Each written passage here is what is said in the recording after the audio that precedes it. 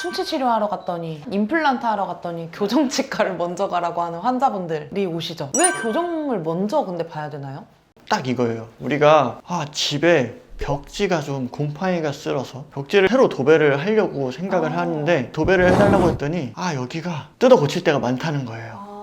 그러면 아예 리모델링을 한번 할까 생각할 수가 있겠죠. 벽지를 다 바르고 나서 리모델링을 하면 또 뜯어야 되고, 그래서 아예 리모델링 계획을 다 세운 다음에 그거에 따라서 필요한 부분만 얼만큼 리모델링 할지 결정하고 또 깨끗하게 수리를 하면 그런 일이랑 마찬가지다라고 보시면 되고요. 요거 하나 보여드릴게요. 여기 어금니 충치 때문에 치아를 뽑고 저한테 오신 분이에요. 치아를 뽑았는데 이거 교정치과 가서 한번 상담 받아봐라 라고 말씀을 들으신 거예요. 그래서 오셨는데 치아도 삐뚤고요, 그쵸? 아랫니를 더 많이 삐뚤었어요. 그래서 이분은 그대로 만약에 치아를 쓴다라고 하면은 임플란트를 할 수도 있겠죠? 그런데 임플란트 안 하고 교정 계획을 세워서 보니 우리는 치아 뽑고 교정하셔야 올 것 같아서 이 자리는 그럼 임플란트를 안 하고 다른데 반대편의 치아를 뽑고요.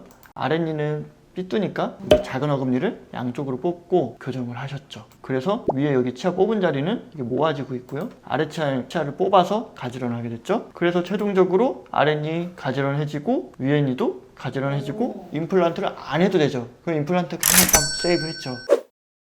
근데 환자 입장에서 치아를 하나 뽑아서 교정치과 가라 그래서 갔는데 치아를 3개를 더 뽑게 된 거잖아요. 맞아요. 근데 항상 그런 거는 아니고요. 만약에 임플란트를 할 만한 상황이면은 교정이 필요할 수도 있고 그냥 임플란트 하셔도 되는 경우도 있는데 보통 이제 오시는 거는 이제 다른 신경 쓰이는 게 있어서 오시는 경우가 좀 많죠. 본인도 이제 그런 심리적인 니즈가 있어서. 그럼요. 이분 같은 경우는 딱 봐도 치아가 삐뚤고 치아 삐뚤니까 이거 혹시 교정하면 어떻게 되나 라고 궁금해 하셨고 사실 이분은 입술도 좀 나와 있었어요.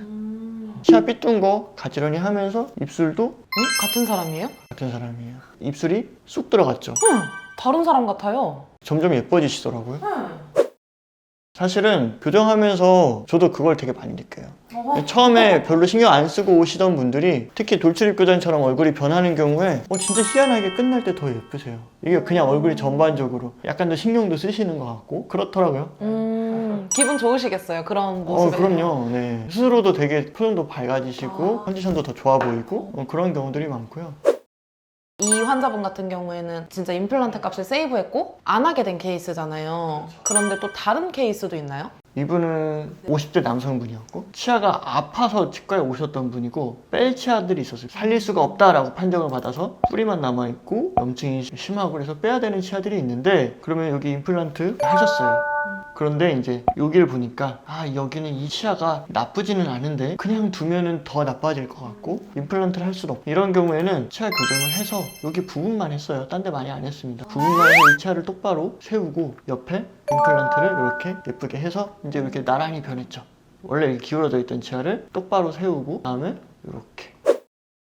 그럼 이분은 일반 치과에서 보내신 분이신 거예요? 맞아요. 이 환자분은 제가 좀 큰 병원에 같이 있을 때여서 과가 나눠져 있었는데 다른 일반 과 원장님이 상태가 이제 교정이 필요하다라고 의뢰해 주셔서 이렇게 진행을 했습니다. 그러면 만약에 환자 입장에서는 아파서 치료를 하러 갔는데 교정치과를 가서 진단해봐라. 근데 니즈가 없을 수도 있잖아요. 환자가 나 별로 교정 안 하고 싶은데 그냥 충치 치료만 해주세요 라고 해서 삐뚤삐뚤한 상태에서 충치 치료를 한다 라고 하면 문제가 있나요? 문제가 사실 있죠. 여기서 만약에 치료를 한다 그러면은 충치 치료를 할 수 있지만 다른 임플란트나 그런 걸 할 수는 없고요. 만약에 여기 사이가 불편하시다라고 하면은 교정 안 하고 하시면은 브릿지는 할 수 있을 것 같아요. 그렇죠?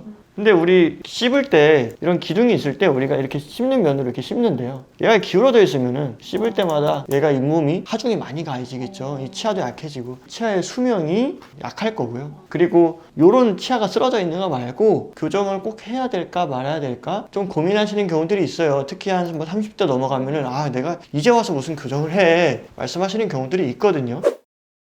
근데 교정을 하면 치아의 수명이 길어진다는 말씀이신 건가요? 그쵸? 치아들은 기본적으로 이렇게 수직적으로 씹는 힘에는 잘 버티지만 기울어져 있는 힘에서는 훨씬 더 취약할 수밖에 없기 때문에 이렇게 똑바로 해놓고 임플란트랑 같이 힘을 합쳐서 여기서 씹으면 아무래도 부담이 좀 덜 가겠죠? 물론 이렇게 하고서 이제 양치질 깨끗이 잇몸 깨끗이 관리 잘 하셔야죠. 그럼 교정을 한다는 게 치아의 수명을 늘려주는 일이기도 하네요. 그럼요.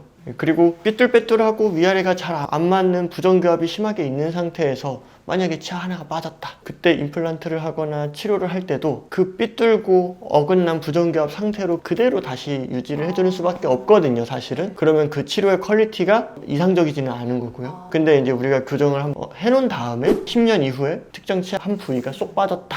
아니면 문제가 생겼다. 그러면은 이제 그 위치 그대로 충치 치료든 씌우는 크라운이든 임플란트든 좋은 위치에다가 예쁘게 복원을 할 수가 있겠죠.